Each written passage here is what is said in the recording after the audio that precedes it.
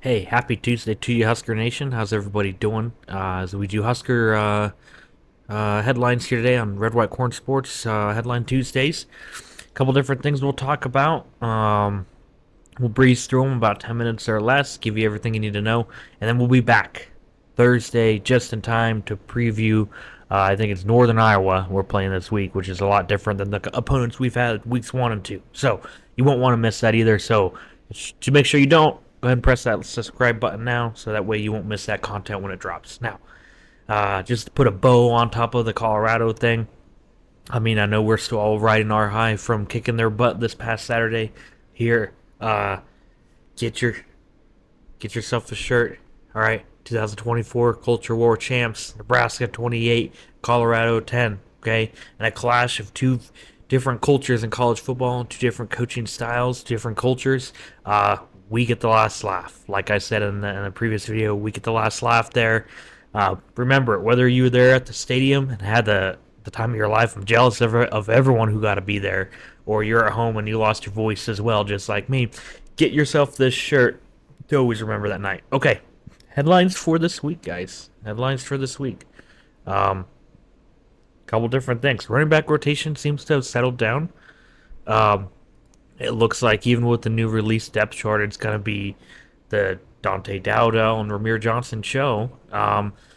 Irvin and Emmett Johnson, I think, will still have some role to play. That's what Rhule made it sound like on his weekly press conference. But for now, it seems like that competition has died down. Dowdell, as long as he holds on to the football, um, clearly our best running back, and very physical, very explosive at times. Um, I'm excited. I think he's just a sophomore, so I'm excited to see the future he's going to bring for us, and I'm excited to see if he maybe becomes the next great Husker running back. We haven't had a household name at running back in a while. We've had a lot of guys come through, and this guy and that guy, but when's the last time we had an Amir Abdullah, Rex Burkhead, those guys you think about as every down backs you talk about as difference makers. It's been a while. Could he be the next one? I don't know. It's gonna be interesting to watch for sure. Um, so as long as he holds on to the football, I think he'll be good. But Rhule also said, hey, he thinks he's been babying or nurturing Gabe Irvin a little bit too much coming off that injury. So I'll be interested to see kind of what role he carves out for him and all this as well. Okay, let's talk briefly, guys, about the kicking situation, special teams as a whole. Rhule, in his press conference Monday, said it was a uh, part of the worst um, special teams performance that he's had in a while, he said, or part of his career, something along those lines, right? And it was bad, right? I mean, there was the missed field goal, which he made it sound more like that potentially could have had something to do with the snap. But let's be real, Alvano has been shaky since last year. There was the long kickoff return. There was the blocked punt. Um, there's just a lot that needs to be done on special teams, and he said Ed Foley's the guy to get it done. He trusts him. I mean, what else is he gonna say? I guess. Um, but I'm not gonna doubt Ed Foley now. I mean, I haven't seen enough. It's year two. Um, he's got to get a turnaround though. Ed Foley's got a lot on his plate. He's got pressure on him because the special teams could be what holds this team back from being truly great this year. And talking about that, if you guys tuned into Matt Rhule's press conference Monday, that was championship level football press conference. Championship level football press conference. And what I mean by that is I feel like some coaches we've had recently and in the past, if they would have won that Colorado game, especially in the fashion they would have, it would have felt like we've met expectations for the year already. It would have felt like we've arrived, so to speak, like we're already here. We've done it. We're good. We just stay on course now and we're fine. Like it would have been good enough, is what I'm getting at. And with him in his press conference, if you listen to it and tune in, it's one of my favorite ones to date. He basically, and he did at one point say, hey, we're playing good football. We need to be playing championship level football. We're not. Um, and his press conference was very, he celebrated very different Saturday. Very celebratory, very appreciative of the team. Come Monday, I spent all this time on film and film and film. And this is all the things we did wrong.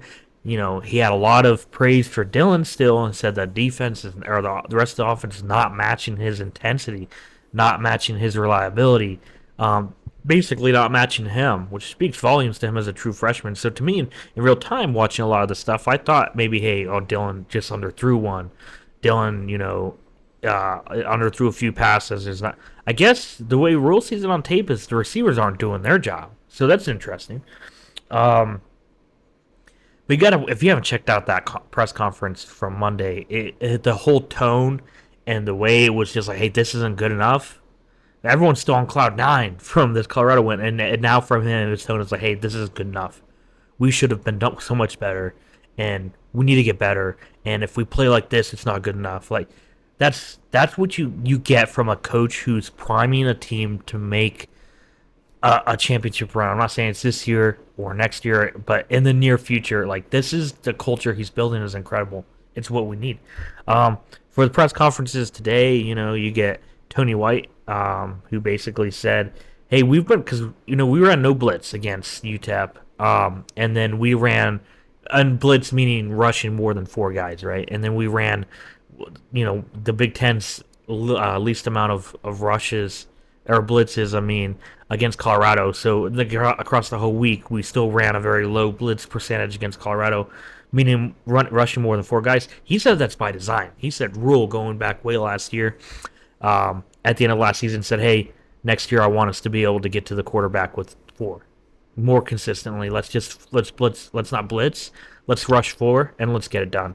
And they did it. They're doing it. It's incredible. So the coaching here is next level. Satterfield in his press conference said all the penalties and stuff that was going on in the fourth quarter, I know a lot of us are going to blame the refs. It's definitely not getting called both ways. But to his point, he said, hey, perimeter blocking is just not good. He said the perimeter blocking is not good enough. He said he's failed as a coach basically right now just because Rhule's told them in the past, you don't wait for it to become an issue in a game to fix it. You fix it when you see it. And then he admitted they saw this all through fall camp, basically, that they had an issue holding on the perimeter, not moving their feet, and not doing a good job perimeter blocking. And he said they didn't fix it then, but they're going to fix it now. A little frustrating to hear that, because if he saw this in fall camp, why are we having issues now? But he's got to get it done. I guarantee you Rhule maybe had a private meeting or something with him following that game, and he's feeling the pressure there.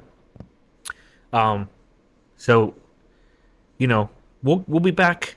Last thing. I knew I was forgetting the topic. The Christian Jones commit. So we just got a commit.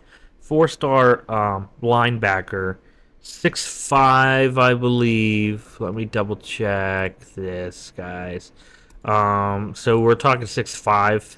Christian Jones, he's from Omaha West Side. Okay, he's also a track star. 6'2.5", 215-pound linebacker. He's a senior this year. The fact, number one, that he's also a track star, that should stand out to you, okay? He's got good size, and recruiting, or the scouting report on 247 Sports, and this is a quote, a college impact player with NFL draft upside. Whoa. That's they're talking about him as a junior in high school at that point. So he's got a senior year to play this year, and Christian Jones, Omaha West Side, he's in. He was there at that game on Saturday night, and I think he's one of the first dominoes that's going to fall. I think we're going to get a lot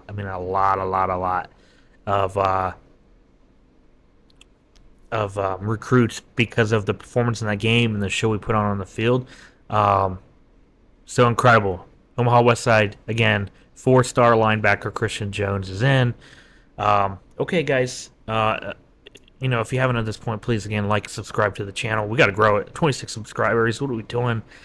This content is something that's short, sweet, 3 times a week. Let's reach a broader audience, guys. You can also find me on the Character Chronicles website. It's right here. I got it pulled up on the screen. It's not just got my content on it. It's always got Adam Carrick's content on it. He releases tremendous videos every time. His post-game reactions are great. And then he's posting a lot of different authors on there, including me. You'll find my written articles on there. You'll find different shows on there and different podcasts on there. It's like a one-stop shop for all your Husker news. CharacterChronicles.com. You also visit my website where I've just got my stuff, my articles, my videos, and that shirt that you can buy. You just click on merchandise. www.redwhitecornsports.com. Again, like, subscribe, guys. Share with your friends. We've got to grow this channel. All right, got to grow the channel. Go Big Red.